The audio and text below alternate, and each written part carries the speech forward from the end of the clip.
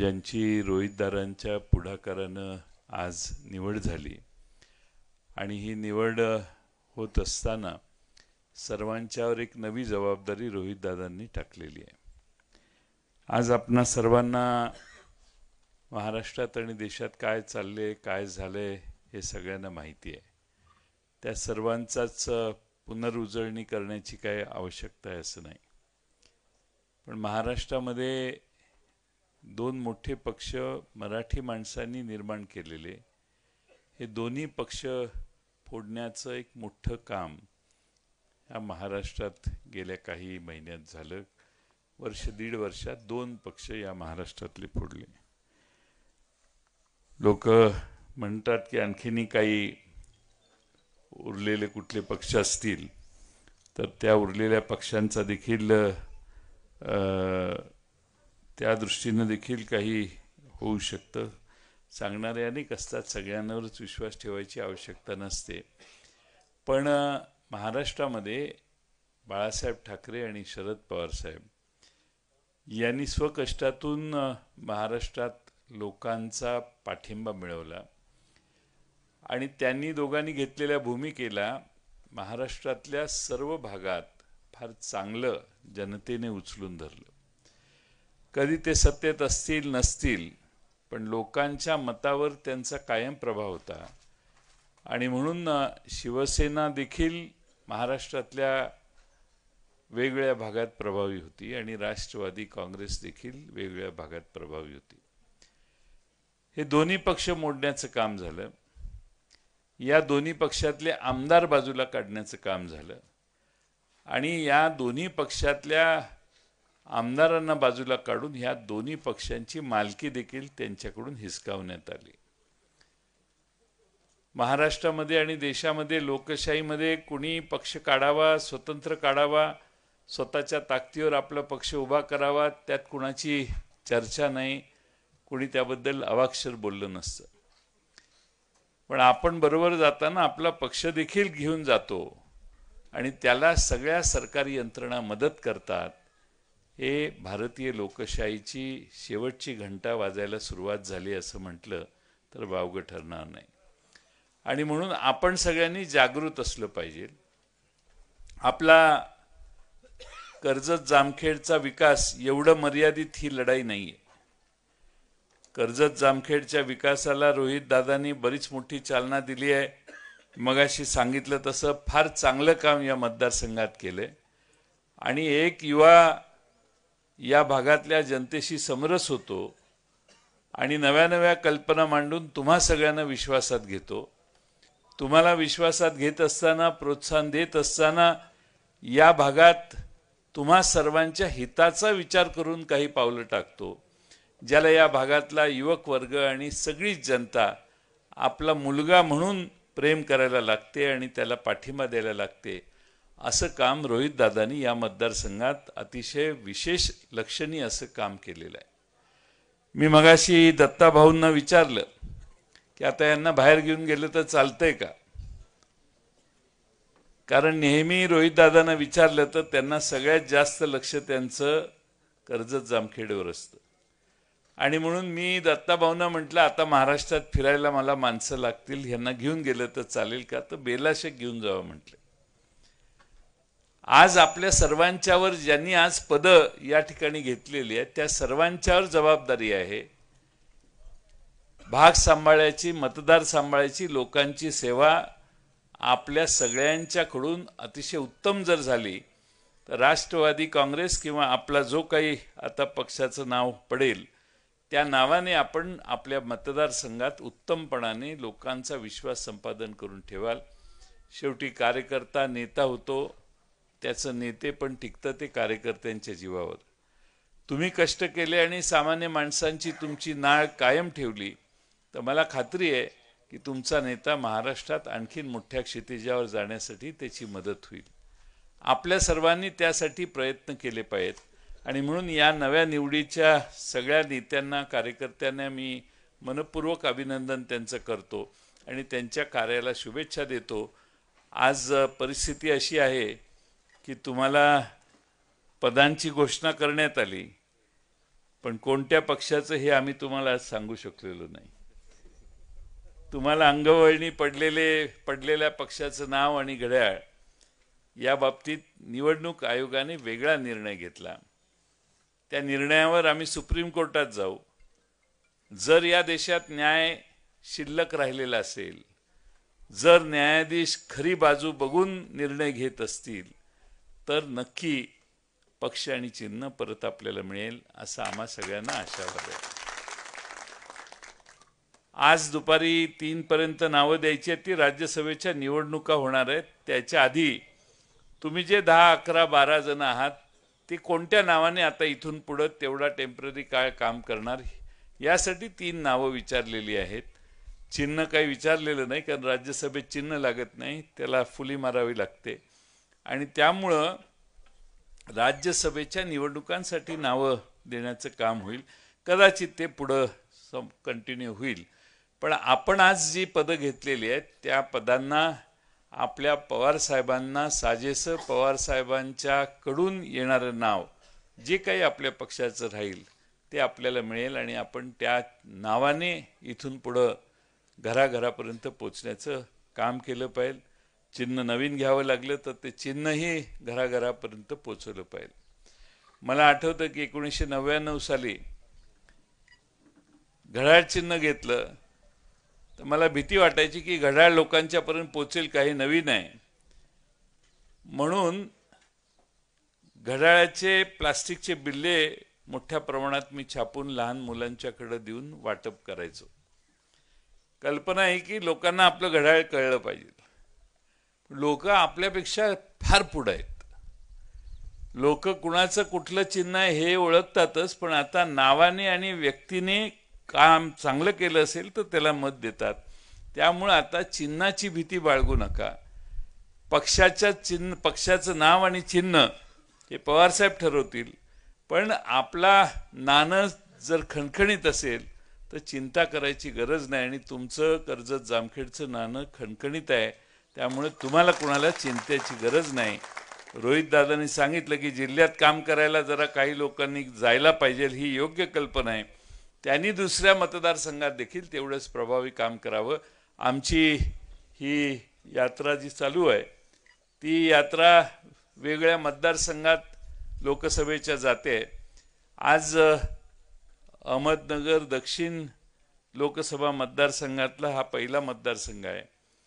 3-4 मतदारसंघ नगरला बोलवून घेण्यात आलेले आहेत, कारण आता काल ही गोष्ट झाल्यामुळं परत शिरूरला हे करून पुणे जिल्ह्यातले काही मतदारसंघात उद्या मी जाणार आहे. पण आपला सर्वांना या ठिकाणी नगरची सुरुवात करताना कर्जतकरांना भेटावं, जामखेडकरांना भेटावं म्हणून आज छोटेखानी ही बैठक या ठिकाणी ठेवली. अतिशय उत्साहानं तुम्ही या ठिकाणी आलेला आहात. ही लढाई बरीच मोठी आणि लांबची आहे. आपण का लढतोय याचाही विचार तुमच्या मनात असणं आवश्यक आहे. आपण सगळ्यांनी या भागामध्ये आबासाहेब निंबाळकरांचं नेतृत्व अनुभवलेलं आहे. महात्मा गांधींच्या विचारानं चालणारी ती पिढी ही कधी त्यांना पोलीस स्टेशनमध्ये जावं लागलं असेल असं मला वाटत नाही. पोलीस स्टेशनमध्ये जाण्याची प्रथा पूर्वी नव्हती. फार तर पोलिसाला विनंती करायची की बाबा असं असं झालंय, ह्याची बाजू योग्य वाटते, योग्य तो न्याय कर. पण आता पोलीस स्टेशनमध्ये जाऊन गोळीबार केल्याशिवाय न्याय मिळत नाही अशी माझी नाही, भारतीय जनता पक्षाच्या एका आमदाराची खात्री झालेली. भारतीय जनता पक्षाचा हा आमदार त्या पोलीस स्टेशनमध्ये जातो, 5 गोळ्या मारल्या असं मीडियाला ठामपणाने सांगतो. ज्याला गोळी लागली आहे त्याची तब्येत आहे का गेला अजून काही कळायला मार्ग नाही.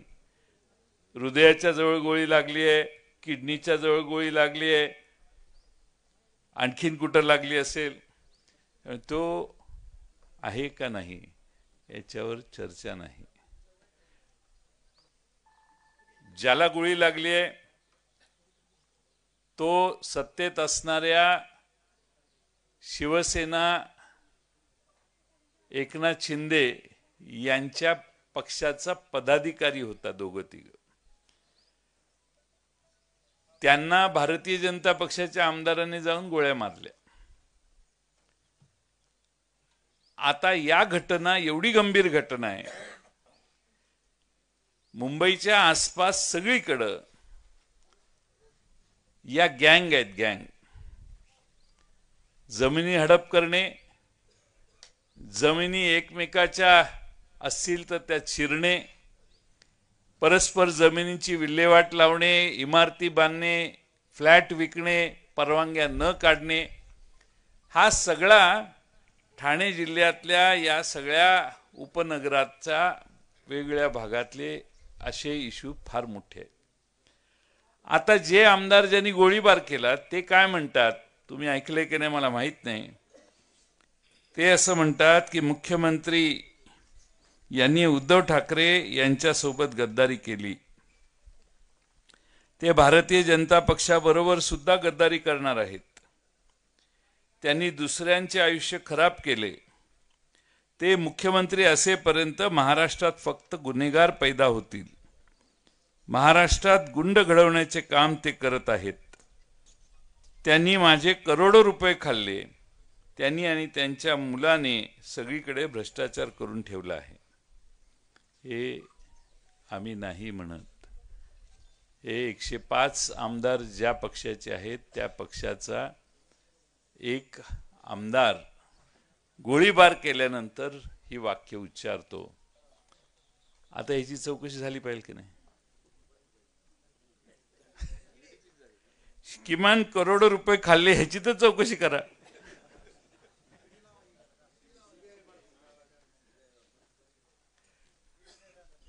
महाराष्ट्रामध्ये असा प्रकार कधीच आपण ऐकलेला नव्हता.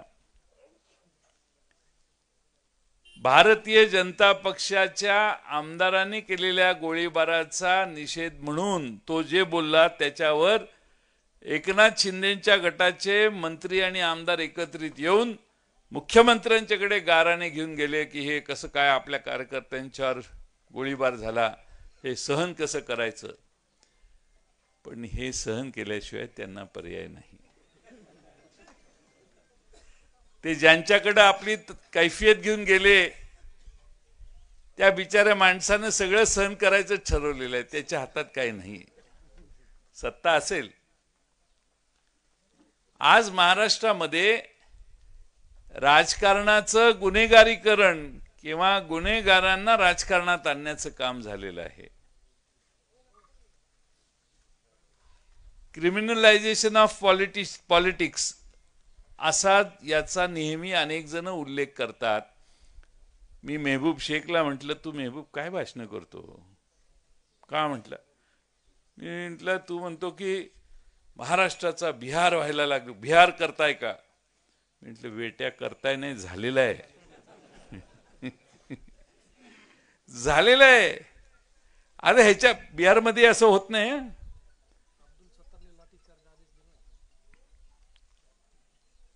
त्यांनी लाठीचार्ज कसा करायचा हे सांगितलं.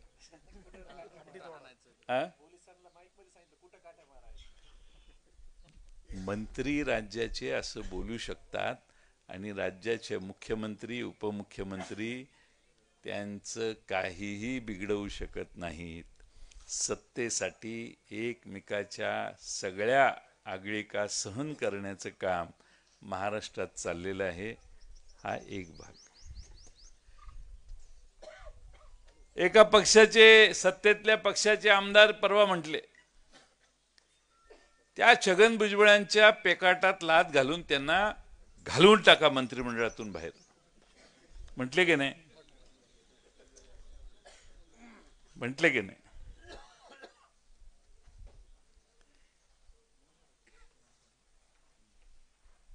मी एकदा फार 2002-03 साली पवार साहेब कोल्हापूरला आलेले. मी आपलं भाषण करताना म्हटलं, माझं असं त्यावेळी मत होतं की पवार साहेबांनी महाराष्ट्रात यावं, महाराष्ट्राची जबाबदारी पुन्हा घ्यावी, अशा आशाचं एक भाषणात एक वाक्य किंवा अर्धच वाक्य म्हटलं.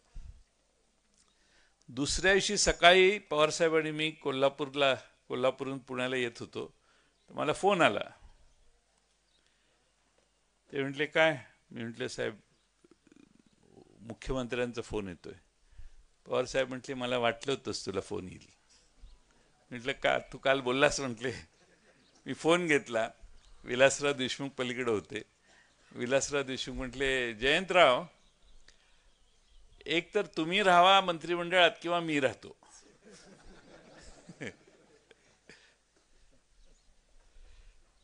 साधा एक वाक्य बोललो.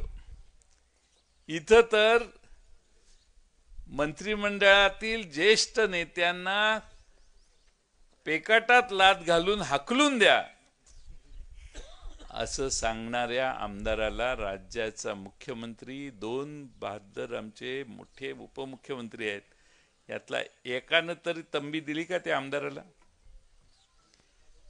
दिली का? त्याला पक्षातनं काढला का? महाराष्ट्रामध्ये काय चाललंय? ही बेशिस्त कष्टानं गोळा केलेल्या आमदारांच्या मुळे आता इतकी निर्माण झालेली आहे की त्यांना सांभाळता नाकी नवी आली आहे. त्यांना सांभाळायचं कसं हा प्रश्न आहे आणि ते काय म्हणतील त्याला मान्यता देणं याचा दुसरा पर्याय राहिलेला नाही. आज मराठा आरक्षणाच्या बाबतीत कुठं काय क्लॅरिटी आहे? सरसकट आरक्षणाच्या बाबतीत आता चर्चा जवळपास थांबलेली आहे. आमचे जरांगे पाटील आता उपोषणाला बसणार आहेत. मी असं काल परवा ऐकलं 10 तारखेला. दुसऱ्या बाजूने ओबीसींच्या आरक्षणाच्या संदर्भातली ओबीसी समाजाची जी भूमिका आहे त्याविषयी सरकार काय करतंय त्याबद्दलही सरकारमध्ये कुणी काही बोलत नाही. धनगर समाजाच्या आरक्षणाच्या बाबतीत तर काहीच चर्चा नाही. काल मी येताना वेळापूरच्या आधी एका गावात गेलेलो. 10 दिवस उपोषण चाललंय त्यांचं. एकही सरकारी अधिकारी त्यांच्याकडे गेला नाही. महाराष्ट्रामध्ये हे सरकार आल्यानंतर आर्थिक प्रचंड मोठ्या प्रमाणात अडचणी तयार झालेल्या आहेत. त्या कशा मी सांगेन 2 मिनिटांनी. पण सामाजिक अस्थैर्य देखील महाराष्ट्रात या सरकारच्या काळात तयार झालेलं आहे. गुण्यागोविंदाने राहणारे लहान लहान समाज त्यांच्यात मनभेद करण्याचं काम सरकारमध्ये बसलेले मंत्री आणि सरकारच्या पाठिंब्यानं पुढाकार घेतलेले लोक करायला लागलेले आहेत. त्या सगळ्याला सरकारचाच पाठिंबा आम्ही शांतपणाने बघतोय. काही लोकांनी एक बाजू सांभाळायची, उरलेल्या लोकांनी दुसरी बाजू सांभाळायची. महाराष्ट्रामध्ये असं चित्र आम्ही गेल्या 40 वर्षात कधी बघितलं नाही. समाजात भांडणं लागली पाहिजेत, समाज दुभंगला पाहिजे, एकीनं राहणारी गावागाड्यातली सगळी माणसं विस्कटली पाहिजेत. हा प्रयत्न या महाराष्ट्रात चाललाय आणि ही लढाई त्यासाठी आहे हे तुम्ही सगळ्यांनी लक्षात घ्या. आमच्या राज्य सरकारने मागचा अर्थसंकल्प मांडला त्या दिवशी 17,000 कोटी रुपये महसुली तूट होती. म्हणजे 17,000 कोटी खिशात नसताना जास्त जाहीर केले. जून मध्ये 44,000 कोटीच्या अतिरिक्त पुरवणी मागण्या मांडल्या. डिसेंबर मध्ये परवा अधिवेशन संपलं 55,000 कोटीच्या नव्या पुरवणी मागण्या मांडल्या. हे जे वेगळे शेतकऱ्यांची संकट झाली, पैसे कोणाच्याच पदरात नाहीत, मदत अजून आलीच नाही, पण त्याची बेरीज मित्रांनो 44,000 कोटी रुपये होते, ज्याच्या घोषणा झालेल्या आहेत. 1,60,000 कोटी रुपये सरकारने आपल्या खिशात नसताना महाराष्ट्रात जाहीर केलेले आहेत. आणि म्हणून जर इथं कॉन्ट्रॅक्टर काय आता आपल्या सभेला याची बंद झालेत, ते सत्तारूढ पक्षाच्या सभेला जातात. जर कोणी असले तुमचे चुकून माकून पाहुणा पै कोण असेल तर त्याला माझा सल्ला द्या. काय घेतले का कॉन्ट्रॅक्ट? घेतले? कितीच आहे? 7 कोटी. बजेटमध्ये त्याला किती पैसे दिलेले आहेत हे बघा, पुस्तक काढून. ते व्हाईट बुक मध्ये लिहिलेलं असतं त्या कामाला. रोहितदादांच्याकडे बजेटची पुस्तक असतील, ते जे काम आहे त्यात 7 कोटीत 50 लाख दिले, तर 50 लाखाच्या वर 1 रुपया काम करू नका, नाही तर हेलपाटे घालावे लागतील 4 वर्ष पैसे मिळण्यासाठी. आणि तुम्ही जरा मला चेहऱ्यावरून दिसतंय जरा दिलेलं आहे आधीच काहीतरी ऍडव्हान्स.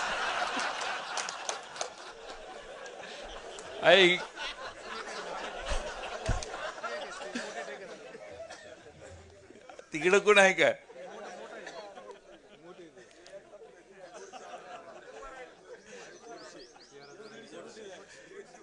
गोडसे साहेब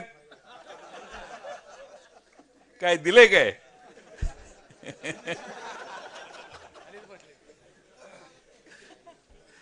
तो तुमचा प्रश्न आहे, तो तुमचा खाजगी कार्यभार आहे, आम्ही त्याच्यात हस्तक्षेप करू इच्छित नाही. तुम्ही किती दिले हेही विचारणार नाही, कुणाला दिले हेही विचारत नाही. पण माझा हा सल्ला फुकटचा आहे, याला काय फी नाही आहे, की जेवढं बजेटमध्ये पुस्तकात आकडा लिहिलेला आहे त्याच्यावर जर गेला तर ती पुढची अमाऊंट मिळायला थोडासा त्रास होईल. म्हणजे काय, आमचं सरकार आलं की परत आमच्याकडेच यावं लागेल की साहेब ते काय करणार, असं झालं तसं झालं. त्यामुळे जरा बेतानं. तुम्हाला दुसरा एक महत्वाचा भाग सांगतो. हे असे सगळे कॉन्ट्रॅक्टर आहेत ना रोहित दादा, त्यांनी एक मुख्यमंत्र्यांना पत्र पाठवलेलं आहे. त्यांनी मुख्यमंत्र्यांना पत्र पाठवून संदीप वरपे असं सांगितलेलं आहे की आम्हाला कामं घेतली आहेत, आम्ही टेंडर घेतलेलं आहे, वर्क ऑर्डर आहे आमच्याकडं, आम्ही कामही करतोय. पण काम करताना ज्या भागात काम असतं तिथं तुमच्या सत्तारूढ पक्षाचे 2 पक्ष 3 पक्ष एकमेकात भांडतात, आम्हाला काम करून देत नाहीत. एकानं काम आणलं असलं तर दुसरा आडवा पडतो, आमचं काम उशिरा होतं. उशिरा झाल्यामुळं सरकारी ॲग्रीमेंट प्रमाणे आम्हाला दंड सरकारी अधिकारी करतात आणि दंडाचा भुर्दंड आम्हाला बसतो. काही वेळा आम्हाला धमकावलं जातं, काही वेळा मारहाण केली जाते आणि आम्हाला कुठंही संरक्षण मिळत नाही. त्यामुळं 15 फेब्रुवारीपर्यंत संरक्षण कसं देणार हे सांगा, त्याशिवाय आम्ही महाराष्ट्रात आता सगळी कामं बंद करतो. तुम्ही आहे का त्यात?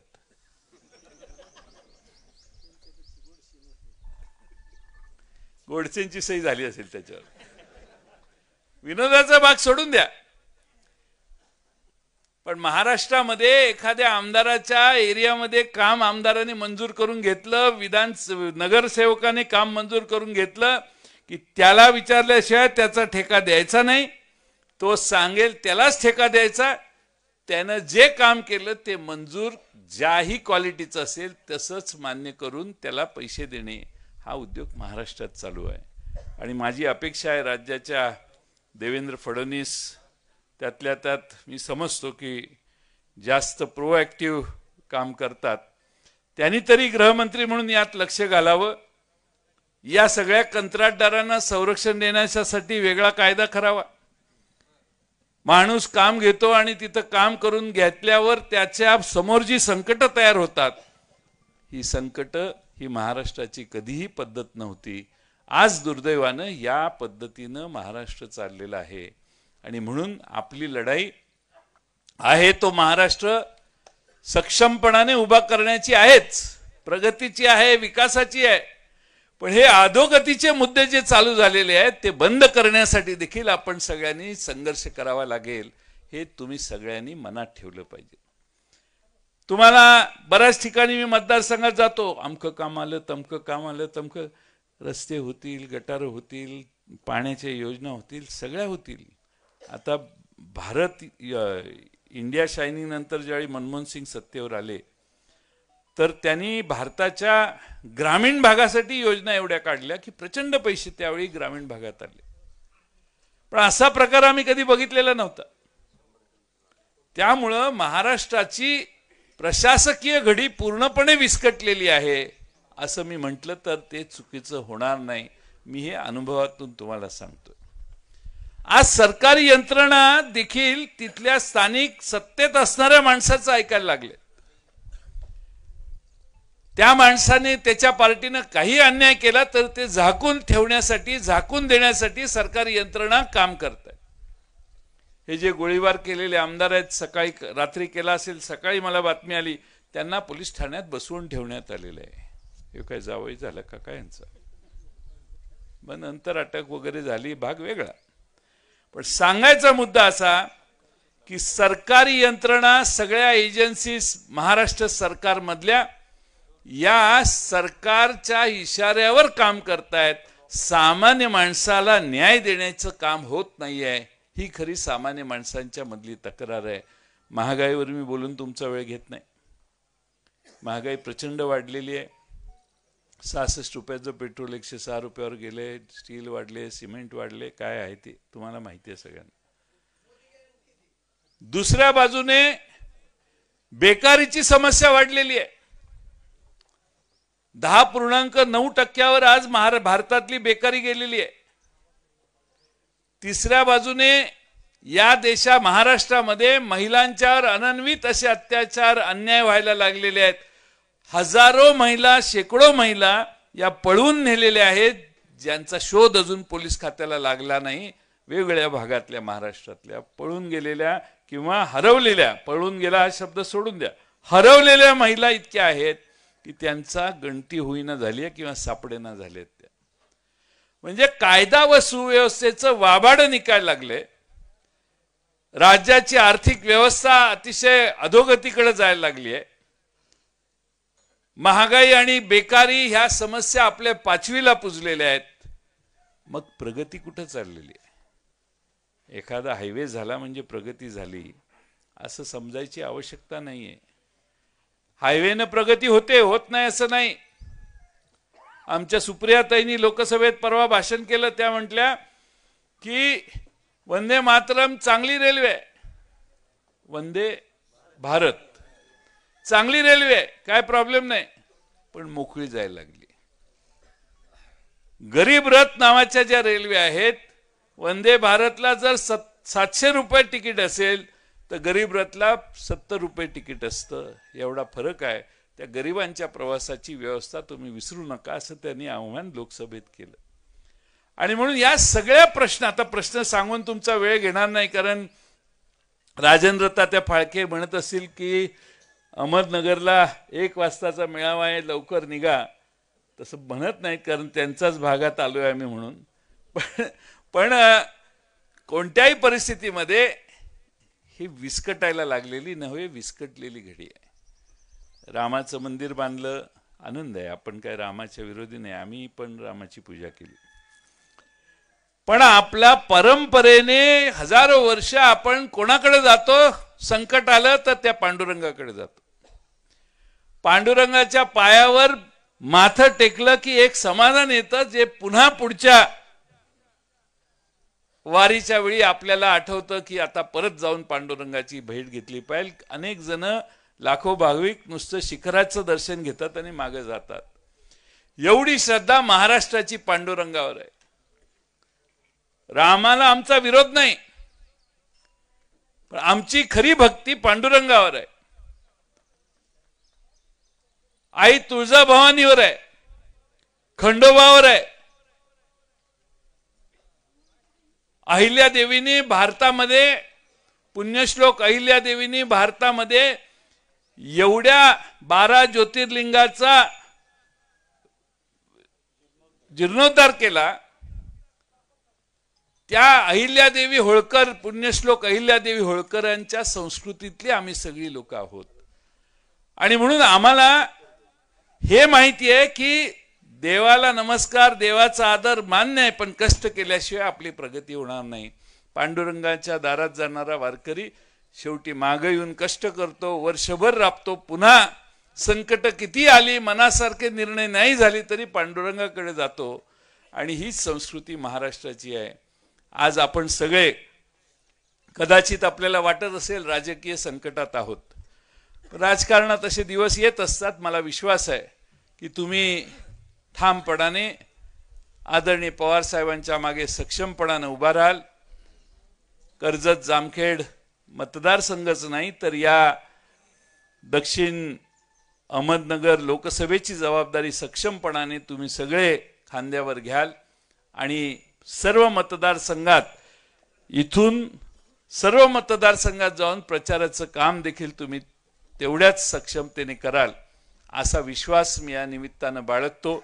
विषय बोलण्यासारखे बरेच आहेत, पण आता पुढे जायला पाहिजे आणि म्हणून मी आपणा सर्वांना विनंती करेन की आपण आधीच्या सगळ्या वक्त्यांनी केलेले सांगितलेले मुद्दे, महाराष्ट्राची अधोगती, शेजारच्या राज्यात जाणारे प्रकल्प, ह्या सगळ्यांचा विचार तुम्ही मनानं करा. टेलिव्हिजनवर जे दिसतं, आता आपण तर कमिटेड कार्यकर्ते आहोत, पण टेलिव्हिजनवर दिसतं ते जनता बघत असते. आणि आज सगळ्या टेलिव्हिजनवर एकच बाजू दाखवली जाते. त्यामुळे व्हॉट्सअप बघायची सवय लावा. व्हॉट्सअप नाही, यूट्यूब. आणि यूट्यूबवर वेगळी लोक वेगळ्या घटना घडल्यावर त्याच्याबद्दल आपली मतं व्यक्त करतात, ती पण ऐका. कुठल्याही बाजूची असतील तुम्ही ऐका.